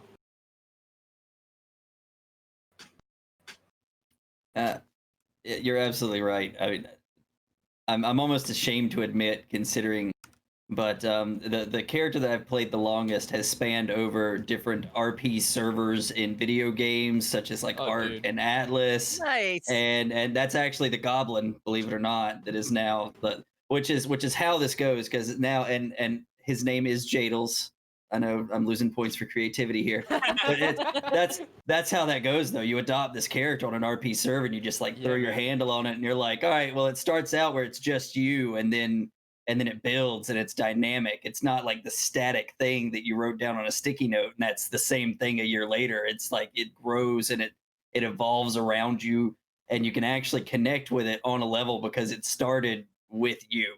And so you got to love those characters. Anything that you can get into, and if something happens that really hits home for your character, it really hits home for you. That's where it's at. I mean, that's how you know you've made a good character. Yep. Dude, Absolutely. online RP is it's fantastic. And I see why, it's just kind of instinctually one of those things where it's like, ooh, like, is it weird? Is it like weird to be into like text-based, stuff like that? But no, it's just awesome, and it's awesome for a lot of the same reasons that D&D is awesome. So My character Evie was born in a text-based RP server. it's fucking awesome. Yep. That's where she came from. So what I ended up doing is when she joined the group, the Wednesday night campaign, everything that happened in the text-based server was her backstory. That's awesome. So That's Cool. yeah. It's awesome. Yeah. That group with the Goblin campaign that we're doing right now, we're actually all we've been playing games together for years, like in the Arc and Atlas servers, and so our lore has actually been things that has occurred throughout Arc seasons and Atlas seasons and these RP servers. We could probably sit around and fill a 3-hour time slot just going back and forth talking about all the backstory that existed just from our years of sitting around in our gaming chairs and drinking beer and playing video games. So it's, I love it. But it's I great. I love that yours is a goblin, because that's actually my favorite one as that I've made recently. Yours is a goblin. I named him Yerk Tutat, Goblin Extraordinaire. So, I love that. Yes, and he added more to it. Like, if you need something acquired, I'm the one who should be hired. So, and Goblin Rogue, and terrible charisma, but just thinks he's awesome, and hates other goblins. So, Oh my god. Well, they're savages. yes, Other goblins are savages. They're like, oh, aren't you a goblin? Where? Oh, I know. Don't remind me. They're disgusting creatures. I hate that I'm related to them. But yes, I love that you got a goblin, man. You just got brownie points in my book, bro. I could bring up my goblin character as well. So, goblin love. Yeah. That should be a new thing. I might have to make it. We should make like a shirt for that. Goblin love. You know? I'm up for it. Hashtag Goblin love. Yeah. Hashtag Goblin Love. There you go, folks. So when you see that on Amazon, you'll know where it came from. Oh boy, I had a character one time that I played with a group of friends who, like, she thought she was very smart, but she, like, anytime she tried to say anything that sounded intellectual, ended up being a malapropism. So, like, she took things for granted, or, like it was just No. just anything like that she could like screw up the word on. She would absolutely do that. Or she would she would mix she would like mix proverbs and things like that. Like, you led your horse to water, now lie in it. So basically, she did terrible dad jokes. Yeah, but like they weren't even dad jokes. Like, they were just like, she just had no idea what she was saying. So they were Michael Scott-isms. Yeah, more like that. Yeah. Love it. Yeah. Oh, how the turntables. Yeah. Yes. Yeah. Oh my gosh. All right, let's see. We have a question. We have a question from Evan would like to know which ooze monster in 5e tastes best. I would like to know that. Me too. The Boozoos. The booze ooze. All right, that's my vote. That's my it. Yep. vote. That wins. No brainer. Pretty good. Yep. There you go. All right, glad we answered that question. Yep, definitively. What kind of oozes are there? It doesn't matter. If there's pudding. a booze ooze, you don't need to know the rest. What if you don't like booze? Okay, fair. And Maybe there's a chocolate ooze. I don't know. the cotton There's candy ooze. chocolate? I like the black candy. pudding. The most Black pudding. forbidden pudding. Yeah. And there's No. a gray ooze, and yeah. Do gelatinous cubes count as oozes? Aren't they counted as oozes? Oh my god, I had a character Yeah, one they are. time. Speaking of gelatinous cubes, I had a character one time who, in her spare time, she would paint rocks, but she only painted them one way. She would always paint them white with a black circle on them. And somebody one day finally asked her what she was doing, and she was like, "Oh, you'll see someday." And sure enough, they ended up in a dungeon dive, and there was a gelatinous cube, and she threw it at the gelatinous cube, and it had googly eyes. Yes, I love it. That's amazing. Yeah. That's Alright. pretty great. So, yeah, I that was love fun. I liked that. That was a good time. I allow it. it. That's awesome. That's all I can say. That's just awesome. I can literally picture it, just like floating around. And then when it Googly splits, eyes. it's like Cyclops gelatinous cubes. Yeah, Oh my gosh. it was pretty great. So she had like this whole collection of just little rocks that she would paint, and yeah, there you go. Nom. Anyway, back to Evan's question. Sorry, totally hijacked that one. I'm good with the booze ooze. That's my vote. Which ooze tastes the best? Yeah. Definitely black pudding. Sorry, it's booze ooze for me. I just Booze ooze. Black pudding. You know what? You're convincing me to change my answer. I would like to resubmit booze ooze. Yes. Do you find that using Blue's Clues? You could. all right. Possibly. Where's my ejection seat from this? Una, How do I get out of this? You have to roll a perception check. You have to roll a perception check, though. Yeah. To spot the clues, you have to roll a perception check. But you have to find all three before you can figure it out. Yeah, the show goes way longer Don't than it be used to ridiculous. now that we're doing that. Yeah. Finding a Oh. cup and a Isn't straw real. does not mean that Blue needs a drink. You have to wait until there's a clue on the milk, too. to figure that out. Oh my god. All right. Well, now that we have established this, Quaman had a question. He would like to know, have you ever had a long part of a session just be where the DM or GM did some sort of story enriching scene? And if so, what was it? As in, like, a session without any butt kicking? Sure. Yes. Or are we talking more monologue? I think we're talking more monologue-y here. I think that's where we're going with this. Oh, like, okay. Yeah, sort of. And I will regretfully admit that this has happened on a couple of occasions, but this is sometimes necessary in homebrew worlds where you have written so much lore and backstory. Sometimes you have to do that knowledge dump. It stinks. You have to try to keep it interesting, so you write it the best you can.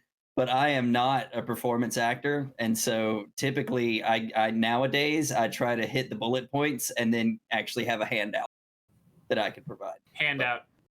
And I'll Yeah. email it to them. Yeah, because you know they're gonna lose the handout before the Yeah. game's over. Yeah, I print them out and like practically like laminate them. Like Yeah. I go ahead. No, I was saying I can't think of any time in recent years. Maybe when I was younger, because I've been playing D&D since I was 5, and I started DMing when I was 10 for my younger brothers. I would say maybe as a kid I had some monologue moments, but like I'm kind of like what you guys do. Like I try to hit the bullet points, and any extra information I have it written up to give to them somewhere, either digitally or on paper. It just because they're not coming there to hear me just monologue for 3 hours, or they want to come there and grow their characters in those experiences. So I try to keep the focus on that as much as possible. Right. If there's a better way to get them lore, if you want to do it in the game, and it's talk to somebody, and this person will tell you things as you talk to them, like that. I had kind of a session where there was a lot of lore for my players to learn when I was running feng shui, and they met this ancient master who knew a bunch of stuff, and they just had been bumbling through the first couple adventures, not aware of the larger situation. And then I just let them ask him whatever, and we played half the session just having tea with this ancient master and them having a conversation, and that was the lore dump, and that was more engaging because they could, phrase their questions how they wanted. They could play off of his mannerisms, but we accomplished the same thing as me just reading them the chapter from the book or something like that. Like I don't think I do. The monologuing is usually not the best use of time. It's not as engaging as having an NPC say it. And then I also feel like if I've written so much stuff that like I would need to present it is like this block of text, then I probably didn't need to write it, or I can just, the players, if it's like, this is already stuff you would know, that's why I would just print it out and give it to them. Like, this is background stuff. You don't need me to read it to you. Your character already knows it. And if you want to read it, you can. And if not, that's fine. It's like any other setting material, which is also why I don't write a lot of big setting material stuff, because it's more fun to be in the game playing things, right? Like homework isn't as fun. Yeah. Like if I wanted to write a novel, I'd go write a novel.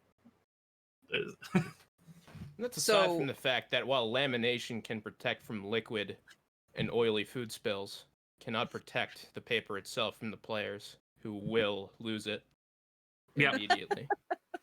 That's fair. Can confirm as a player. Yeah. Oh my gosh.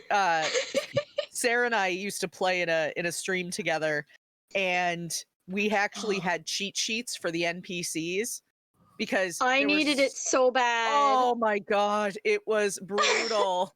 There were so many people. We were like, we can't keep them all straight. And of course, every week when I would try to pull it up, like I could never remember where I saved it.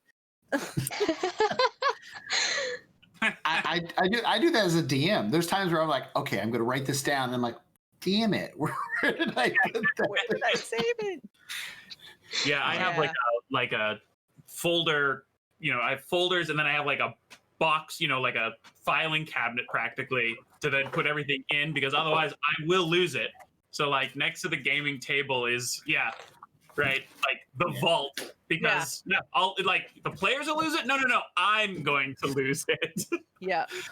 And at the end of a session, all the players, like we all know this, we have like huge binder clips. We binder everybody's packet of papers together. We put it all in a big folder, and it goes in the vault so that we don't know, nothing's at risk. If the building burns down, we'll lose our papers. That's what we're.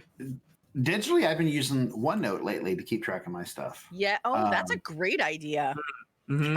I love it. Like I can't remember where I saw somebody doing it. I was like, you know what? I'm going to start doing that. And for my online clients on Roll20, it has been a lifesaver because I do like last week's adventures and all the different things, and it's all like broken down. And so whenever somebody needs to know an NPC or a shop they went to, I just go to the shops, for the city. Boom, there it is. And it's just so much cleaner. Oh, that's a really great idea. Finally, a useful reason to use OneNote. Never used it before until now. And now I write everything for my D&D stuff into there. So if I was doing more online gaming, I would, like if I was running a game online, I'd 100% go with something like OneNote or something similar. Make myself a wiki, something like that. Yeah. Mm-hmm.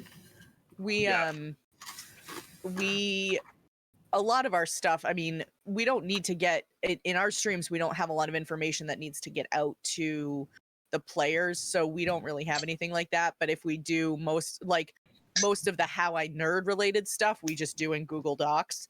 Same kind of thing, because then like you can go in, the bonus I guess to using like a OneNote kind of thing is that it's all, like you can have your campaign name notebook and then everything sectioned out, whereas for us it's like, here's this document, but we can all go in and look at it at the same time or whatever. It's not usually something that is being referenced outside of like, this is a form, what do you guys think, that sort of thing. But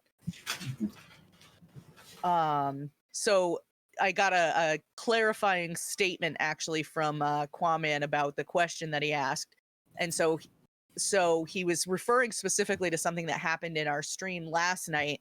So what happened was all of our characters it's a Pathfinder 1E campaign, and so they have Pathfinder has something called a Haro deck, which is kind of like tarot cards, and all of our characters last night were able to get, if they so chose, were able to get a Haro card reading. And so it took probably close to 45 minutes, but 4 of the 5 characters all chose to get one. And it was kind of neat because it let, we were able to decide whether or not, we wanted the rest of the party in the room while we had it happen, or, things like that. And so a lot of it was meant to be enriching for backstory information. A lot of us had questions about, things that had happened or somebody that we were looking for, or whatever it may be. What about anything like that? Has that ever happened to, in any of the games that you've played? Where it's like just more dedicated to like the players like monologuing like a scene with them, you mean? Yeah, like, and something like that, I guess. Yeah. All the time. Especially with my paid clients, because they're in it for the RP, they're in it for the story, and there's so many times where I'm sitting down, and there's one group of clients that we went like 2-3 games where they were just building and we're just monologuing and just doing this whole thing on their characters, and then finally we got into some fighting, and that's what they wanted because they were so into that. So yeah, I mean, definitely do this occasionally. It's important to do. You should do it occasionally. Not every game, but you definitely should. Yeah, the last like prolonged campaign that I was a player in, we would have interlude sessions. So like after kind of like, the adventure we went on, and of course there's plenty of RP in that, but then there would be these interlude sessions where it was like, what do we do before we all kind of worked for this Baron? The Baron sends us off on our next quest, and there would be like a festival. There would be or some kind of an event, and it was all just, this person's here, you talk to them, we talk to these people, we hear about what's going on in the world, and there's like, it's all low stakes. I guess the biggest stakes are like, do you embarrass yourself or something? Yeah. And we would dedicate whole sessions to these interludes of just, slice of life, with no adventure in the background. And then after that, the next session would be kind of another call to arms. We're being sent off to do whatever. And that's a great way to take a break from the adventure, but still be invested in things. And, and like my character invested in a restaurant and started becoming a restaurateur. And that was like what we would do on interludes for my character. And another guy was training a squire when he was home and it was safe. And he had these interactions with these squires he was training. And it was like, we looked forward to them. It was coming home to see the family kind of thing. That's awesome. I love that. I love all of that. I would say that the key, though, with what you're saying there, is that the players loved it. I think as DMs and GMs, whatever you want to refer to yourself as, that is a big key to doing those things. Is you got to really feel out your players. If your players are not really into that, then you shouldn't be spending a whole session doing it. Of course. We had one player who was like, she was like not as into the RP. She didn't tell anyone to stop, but she was happy to just listen, and that was fine. And so her RP sessions would basically be on the interlude would like this. She was an elf, and this other elf would come and kind of like be like, "Hey, we should get married. We're both cool elves." And it was her dismissing both the scene, like I don't want to RP, but also dismissing like I don't want to marry you. And that would be like the entirety of it, because the GM knew she didn't want to engage with any of that stuff. So she was just like, "Thank you for your time, goodbye." And then we would just go on to the next scene because the GM knew what she wanted, right? He knew she wanted to dismiss things, and so he would let her dismiss something. That's so funny. Absolutely, That's great. And that's good on that's good on your DM's part. I mean, he knew what she wanted, knew what she didn't want it, and he made sure to bring that up. So that way she was still included in what was going on with everybody else. I love that. I love that. That's awesome.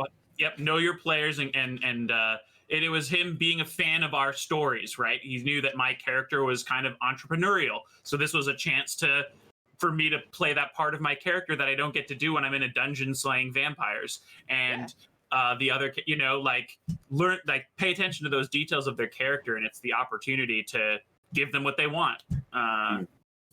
It's a blast. Any time as a DM that you get to sit back and let your players talk for 30 minutes and enjoy themselves, you're winning. Like, you're doing your job right at that point. Yeah. Because that's that character growth that we're all looking for in these types of games. So speaking of, that's something I'm sometimes worried about with my players. It's like you set the scene, like, man, I don't know if I'm gonna have enough. I don't know if I'm gonna have enough to fill this whole couple hours, and then it's like they'll get stuck on something, and you're like, oh, thank God they're stuck on this, because it fills up the rest of the day. Because it takes off. It does, because it'll be like, who's going to be on watch? Well, I don't know. Maybe it should be you first. And I'm like, oh, thank God. And then it just turned into this whole thing.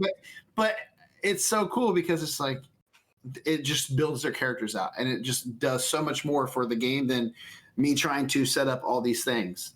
I don't generally have it to where I have less. I usually have too much, and I'm thinking like, oh man, we're going to hit all this, and then we only hit like this much of it. So I think it also takes like a special DM to, like, a good DM knows when to keep their mouth shut. Like, you don't, like, you know when to shut up. There's a time as a DM where you're supposed to sit back and you let your players, they take the reins and they lead it. If they're saying stuff that's not accurate with what you've given them, misinformation's part of RP. They remember it wrong, their character remembers it wrong. You don't have to interject in the RP and say, no, wait, hold on, because that's not what we said. What we said was this, or this, because then you're breaking the immersion. So it takes a special point to just be able to sit back and say, like, let them talk. Yeah, Let and 'em- sometimes let 'em too, do their like character other conversation. characters will stop and correct them if they remember it accurately or differently. They'll say, no, that's not how I remember it, or that's not the guy's name, or whatever. They'll figure out a way to correct it on their own, I think. Mm-hmm.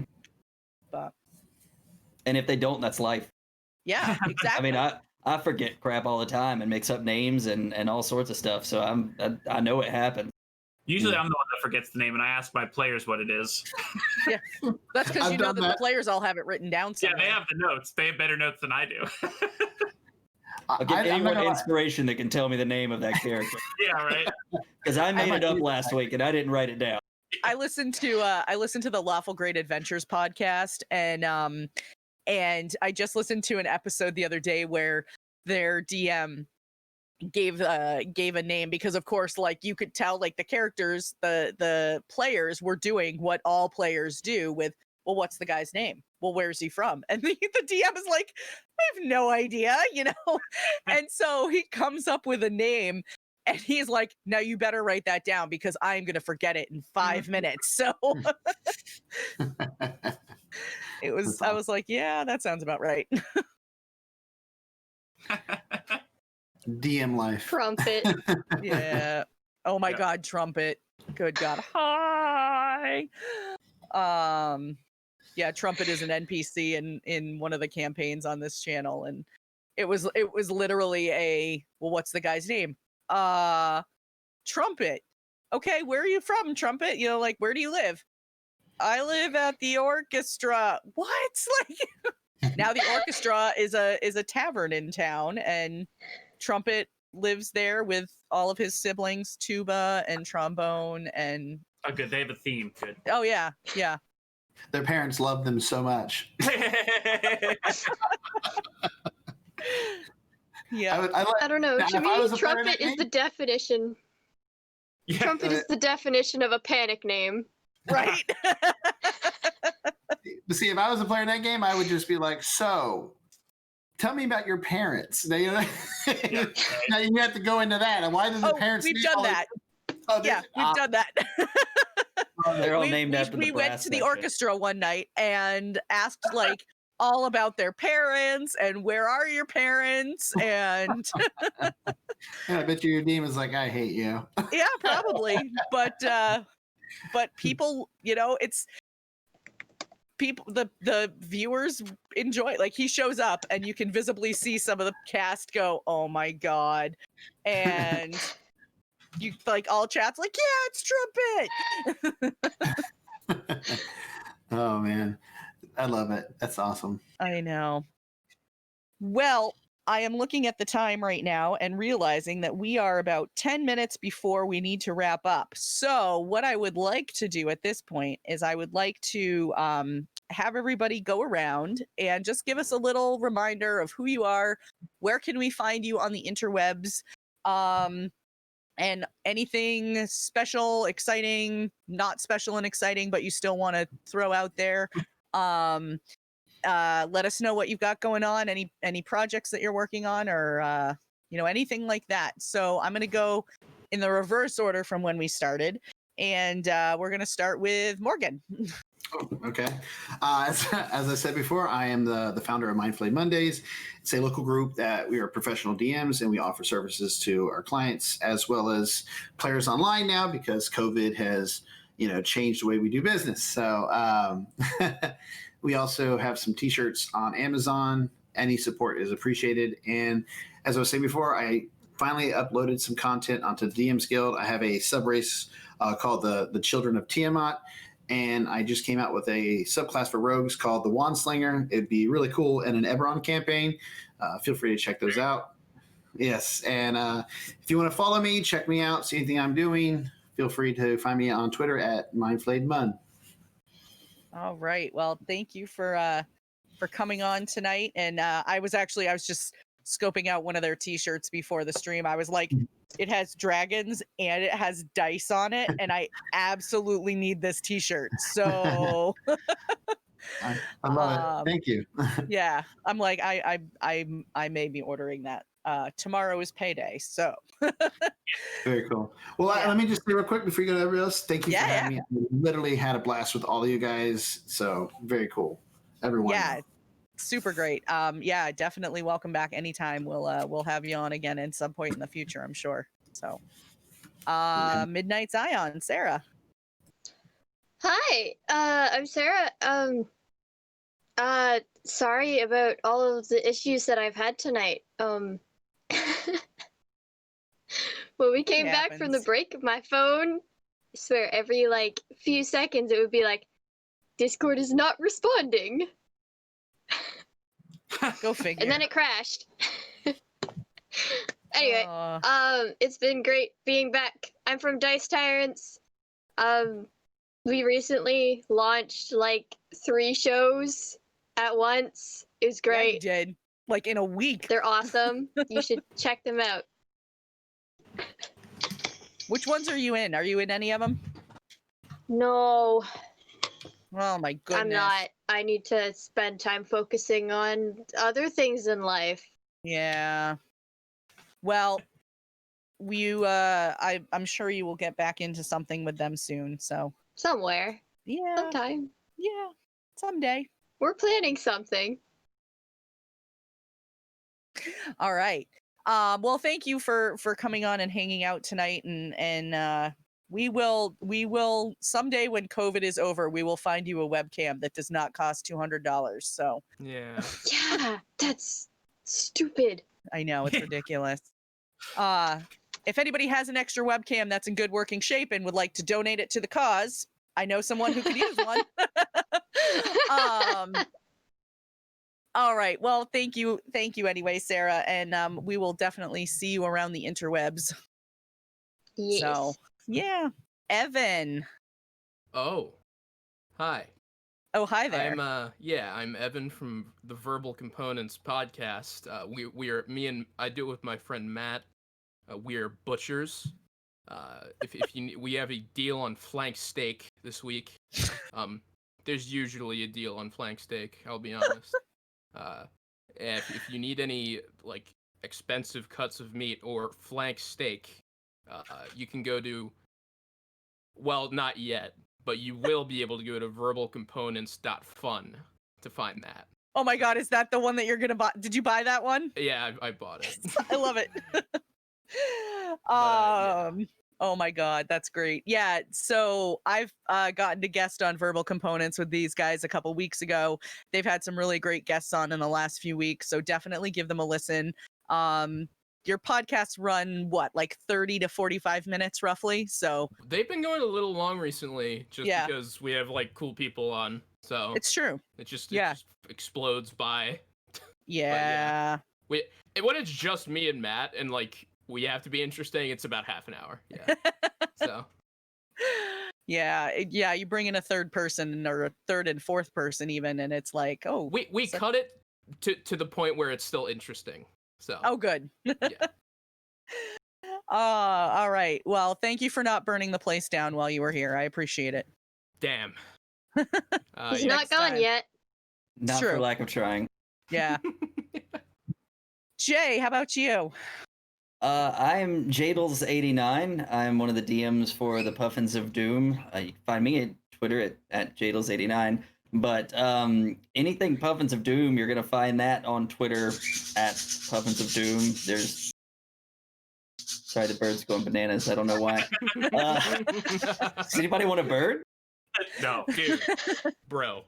Pippi's probably yelling at me upstairs right now. Anyway, www.puffinsofdoom.com has a lot of our information on it, which leads to our Twitch. We've got YouTube where we edit down and post up our VODs from our games, and recently tried to be more active with social medias. So, yeah. Awesome. Come check it out. Yes. Yeah, I've dropped by their streams a few times. They're a lot of fun. So, yeah, it's great, and we will get you to affiliate very soon, I'm sure. We were thinking about doing something special before this next Monday stream, just to kind of get it out of the way, but we don't know what we want to do yet. So I'm telling you, once those we figured it out, man. Once we figure it out, we'll put it up on Twitter. Because I was an advocate for the one pagers. I really was. I think it'd be a lot of fun. We had a long talk about those. Oh yeah.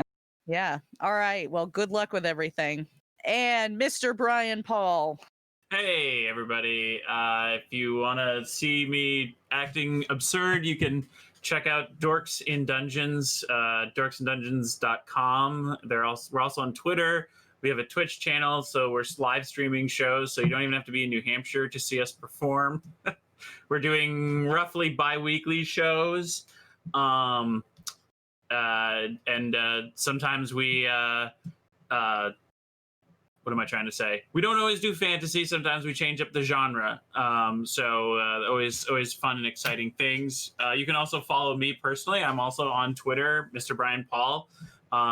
I'm extremely scatterbrained, so I'm not always active on social media. But if you want to chat and ask me questions or something, just hit me up, and I will show up and respond. Even if I haven't been posting in a while, I'm still paying attention. So feel free to reach out, and I will ramble at great length about whatever it is that you want. It doesn't necessarily mean it's going to be coherent, but he will. It may not be useful, but I'll happily talk to you. Fabulous. Well, thank you so much for joining me tonight and coming on, and hopefully we can get you guys back in the theater soon, because I miss that. So that would be fun. That would be fun. Yeah. And I'd like to see it once or twice or three times. Yes, and Mike would like to come and see it. Oh, good. Yeah. I've raved about it, so yeah, I'm hopeful that will happen sooner. It'll happen. Don't worry. Just next year. Yeah, right. Next year. We'll get there. We'll get there. And I am Luna. I am on social media as GamerMom Luna on Twitch, Twitter, Instagram, and Facebook. And this is the HowINerd channel. We have 4 shows, soon to be 5 coming up. We have our Sunday night is our flagship campaign, which is Tabletop Tavern. It's a Pathfinder First Edition campaign, which is DM'd by Mike. And then on Monday nights, we have our 1980s cyberpunk campaign, which is Neural Nexus 0. That is a Savage Worlds game set in 1980s retro wave Boston. It is a very, very cool campaign, so please check that one out if you're into cyberpunk at all. I'm sure you will enjoy it. That's got a great cast. Coming up on Tuesday nights in a couple of months, we are going to be launching our Star Wars campaign. We have just finalized the cast for that, and we will be doing a special episode of Tales from the Tavern at the end of August with a cast reveal for that. I'm super excited about the cast, and I'm really bummed I'm not a part of that show. So be on the lookout for that.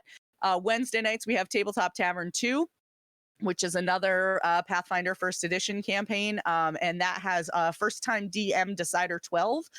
taking care of that campaign, and he is doing a phenomenal job with it. Last night, like I said, he did individual hero deck readings for almost the entire group. He set it up like with cameras so people could actually see the cards. He got so into it, he even painted his nails. So like people would, he was playing a character and it was just fantastic. People raved about it. So, everybody thinks he's doing a fantastic job.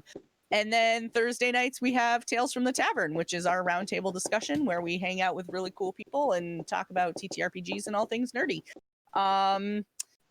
We also have the Storytellers Union. If you are part of a channel that is dedicated to TTRPG content, you can click the link that says Storytellers Union, or you can message me for more information on Discord, and I can send you the link for that.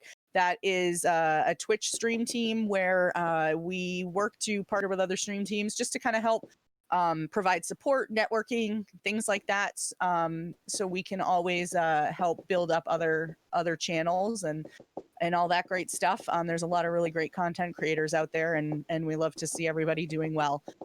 So that is our stream team. And this is Tales from the Tavern. Have a great night, everybody. Thanks so much for joining us, and we'll see you next week. Bye. Guys, we're gonna send the love. Everyone. We're gonna send the love over to Lionhead Gaming, who's a member of our stream team. So when you get over there, drop those rads, drop those HowINerds, and let them know where you're coming from. We'll see you guys soon.